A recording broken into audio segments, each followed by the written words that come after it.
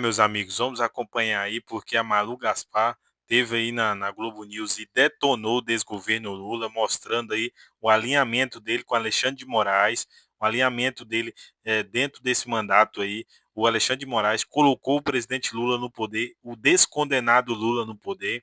Vamos acompanhar também a Malu Gaspar mostrando a realidade, mostrando que o Lula vai perder em 2026. Se tudo ocorrer bem, se o Alexandre de Moraes não tirar a eleição do Flávio Bolsonaro, o Flávio Bolsonaro vai ser eleito. Vocês vão ver ela mostrando a pesquisa e mostrando o crescimento absurdo do Flávio Bolsonaro e a queda absurda do descondenado Lula. Vamos acompanhar o vídeo, está sensacional, então deixe o seu like, é importante você deixar o seu like, ajudar esse canal de direito, se inscrever no canal, porque tem a galera que assiste nossos vídeos, mas não se inscreve no canal, aperta aí em se inscrever e deixe seu comentário aqui embaixo, é muito importante, beleza? Tamo junto, vamos acompanhar esse vídeo. O caso Master entrou de vez na campanha eleitoral e entrou pela porta da frente, pela mão do Lula, que entendeu de uma vez por todas que a indignação da população com o Supremo Tribunal Federal está sendo transferida para ele. O presidente então decidiu ser proativo. Ele deu uma entrevista dizendo que o STF tem que dar uma explicação convincente para a sociedade sobre as relações dos ministros com o Master, porque essas coisas a gente não joga para debaixo do tapete achando que o povo vai esquecer. E ainda falou, quem quer ficar milionário não pode ser ministro da Suprema Corte. Ficou bem claro que o Lula quer se descolar do caso, com o qual de fato ele não tem nada a ver, pelo menos até agora. Só que o presidente também não pode jogar o Alexandre de Moraes na fogueira assim de repente. Então ele deu ali uma passada de pano. Ele disse que o companheiro ministro tinha que dar uma explicação com firmeza, já que ele não tem nada a ver com os milhões ganhos pela mulher, e que ele deveria se declarar impedido de votar nos temas ligados ao Master. O problema dessa versão é que não existe só o contrato milionário. Tem ainda os voos de jatinho que o Moraes e a mulher fizeram nos aviões do Vocário, a pressão do ministro sobre o presidente do Banco Central, o Gabriel Galípolo, para aprovar a venda para o BRB, e as mensagens que os dois trocaram no dia da prisão, em que o Vocário pergunta, conseguiu bloquear? E isso é o que a gente já sabe. Mais coisa pode vir por aí, já que o Vocário tá fazendo a proposta de delação dele e prometendo contar tudo o que ele fez no verão passado, inclusive com ministros do Supremo. E aí, gente, o Moraes resolveu fazer exatamente o contrário do que o Lula recomendou. Desengavetou uma ação de 2021 que tenta justamente restringir as delações premiadas. E quem foi que moveu essa ação? O PT. Pois é, enquanto o presidente Lula tenta se isolar do caso Master, os movimentos do Alexandre de Moraes puxam o governo de volta pro rolo. Que isso não vai dar em boa coisa, a gente já percebeu. O que tá difícil dizer agora é quem vai se dar mais mal. Mas você já sabe que tem um jeito de não perder nenhum detalhe dessa história. É só ficar... As eleições de outubro devem repetir não só a polarização entre petistas e bolsonaristas, mas também mostrar o racha entre o eleitorado masculino e feminino. A gente vai ouvir a Malu mais uma vez a respeito disso, porque o que a gente tem, né, é uma diferença mesmo, Malu, a respeito dessa questão do voto feminino e masculino. Não é de hoje, né? A gente viu o quanto a preocupação com saúde, por exemplo, ali nas eleições de 22 foram decisivas, né, para um afastamento do eleitorado feminino da figura de Jair Bolsonaro, principalmente pós-pandemia. Mas tem outras questões no radar. Me surpreendeu, inclusive, de novo, no assunto de hoje, com a Natuzzi e o Felipe Nunes, ele citando que não aparece na superfície de quando você faz pesquisas eleitorais, mas lá profundamente as mulheres, dentro das chamadas salas de espelho, lá das pesquisas qualitativas, falam sim da saúde como uma preocupação muito grande, né? Me conta mais sobre essas divergências, esses dados aí entre mulheres e homens. Pois é, um recorte, inclusive, da última pesquisa Quest sobre intenção de voto para presidente, que a gente conseguiu com exclusividade, mostrando que essa divisão entre homens e mulheres permanece. Eu acho, Bárbara, que essa divisão ela tem razões, tem a coisa da saúde, certamente, concordo com você, e acho que tem também elementos que são muito típicos da família brasileira, que a mulher brasileira hoje, ela é o esteio de família, em muitas famílias, especialmente famílias mais pobres, que têm mãe solo. Essas pessoas estão muito preocupadas com a segurança, com a inflação, com a questão dos gastos. Tudo isso interfere demais. E, claro, homens e mulheres estão preocupados com isso. Mas quando você tem mulheres mãe solo, que moram nessas cidades grandes, principalmente, que são a parte do eleitorado que mais cresce, que são empreendedoras, essa mulher ela precisa ter um básico ali para sustentar a sua família. E eu acho que isso conta muito. Quer dizer, políticas sociais, a questão da saúde que você já mencionou, ela tem que olhar para o futuro e saber se ela pode confiar ou não em algum candidato. E eu acho que, nesse momento, isso faz diferença para as mulheres que estão dando para o Lula 44% das suas intenções de voto, quando o Flávio Bolsonaro tem 36% das intenções de voto. Para os homens, o cenário é praticamente o inverso. O Flávio tem 46% contra 38% do Lula. E essa divisão é muito parecida com a divisão de 2022, da última pesquisa antes do segundo turno, também da própria Quest, que é um levantamento comparável, né, a outras, mas esse levantamento seria o comparável. O Lula tinha até mais, 49% das intenções de voto entre as mulheres contra 38% do Bolsonaro. E também, ao contrário, né, entre os homens, o Bolsonaro tinha 48% e o Lula 42%. Influem aí também, acho que é importante a gente dizer, questões também de idiosincrasias. Os homens, as mulheres têm uma ligação maior, talvez, com o Lula e acho que menos ligação com o Lula e mais aversão ao Bolsonaro, por conta do discurso que ele faz, muitas vezes fazia, né, colocando as mulheres em segundo plano. Essa coisa da saúde pegou muito em 2022, e isso também acho que deixou um resquício, né? E aí tem as políticas sociais e esse discurso mais ligado à saúde da mulher, contra o feminicídio e outras questões que emplacam mais no governo Lula. Eu acho que é por aí, Bárbara, e isso mostra que a eleição está caminhando por um rumo muito parecido com a de 2026. Mas eu acho que os candidatos, sabendo disso, estão procurando formas de diminuir essa tendência entre mulheres e homens. Tanto que o Flávio Bolsonaro tem procurado diminuir a sua resistência entre as mulheres e está, inclusive, procurando uma vice-mulher, né? O ideal para ele seria isso. Está tentando se aproximar mais da Michelle Bolsonaro, que é um problema para ele, porque ela não está engajada na campanha até agora.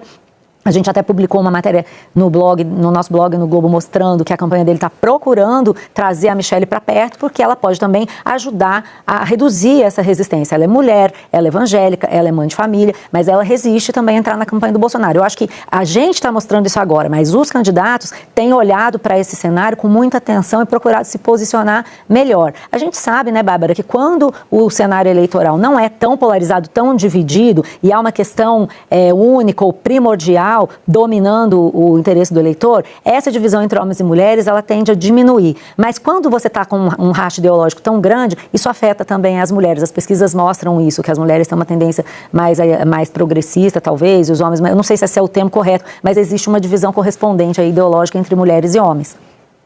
Malu, obrigada.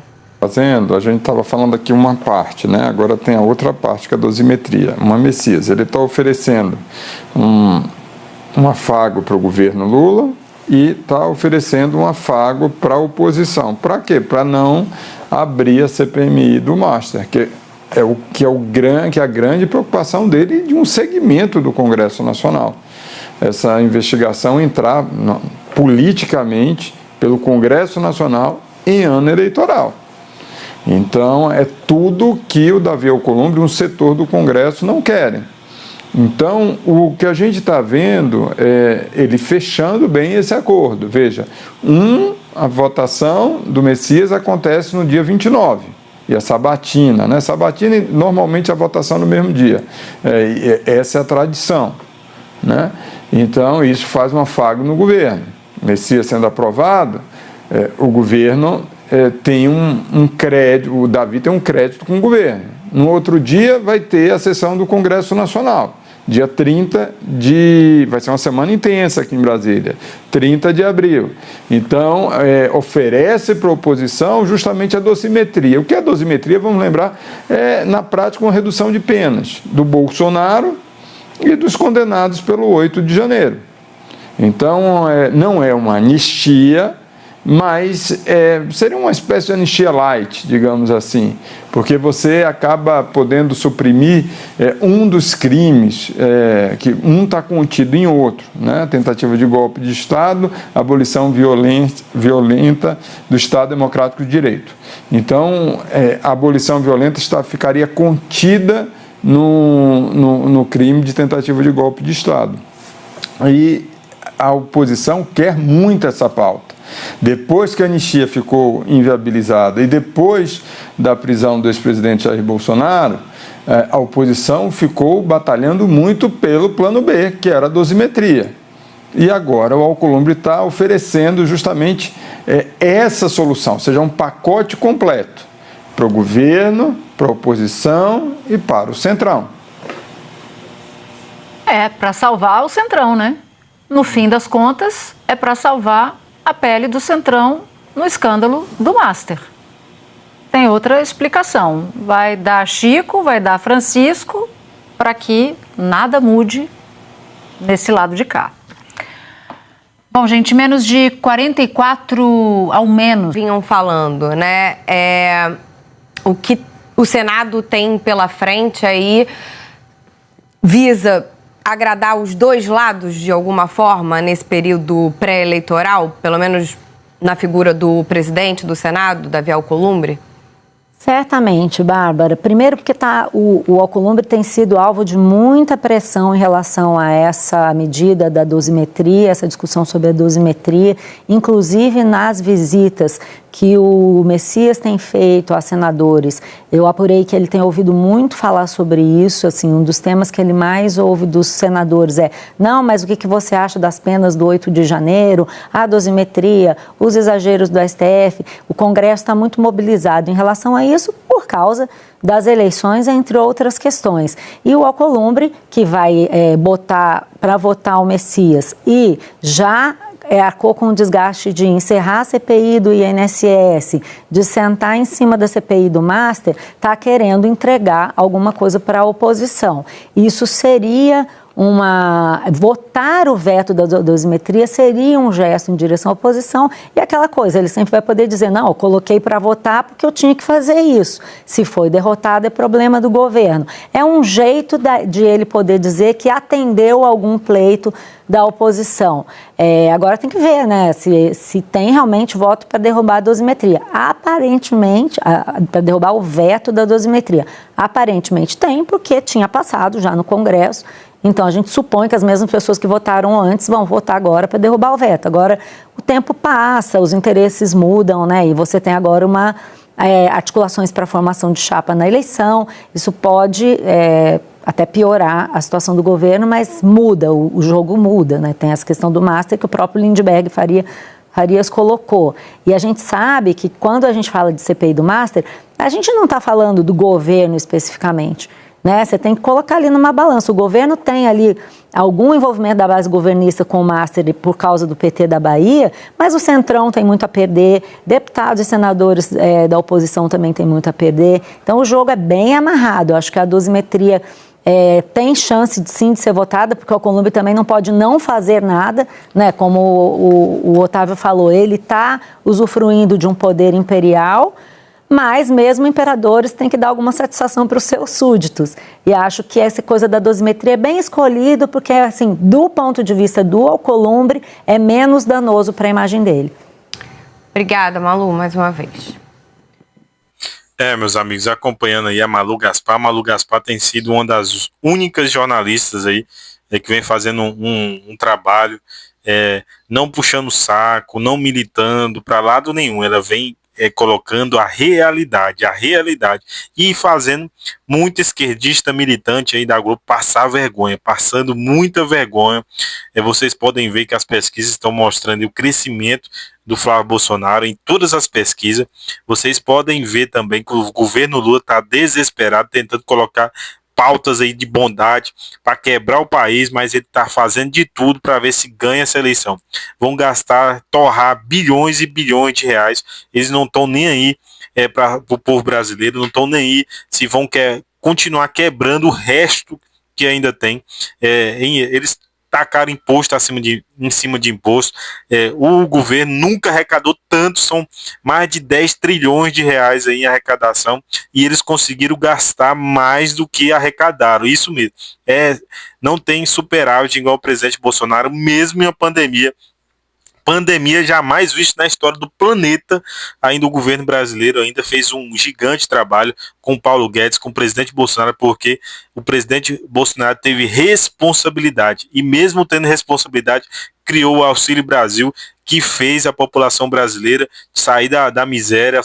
As pessoas ganhavam aí de 600 a mais de R$ 1.200, dependendo da família, dependendo da vulnerabilidade das famílias. Então o presidente Bolsonaro conseguiu aí ter equilíbrio fiscal e não quebrar o país. Entregou o país com caixa, com mais de 50 bilhões no caixa, e o desgoverno Lula vai entregar aí, infelizmente, com um rombo de bilhões de reais e com as nossas estatais quebradas.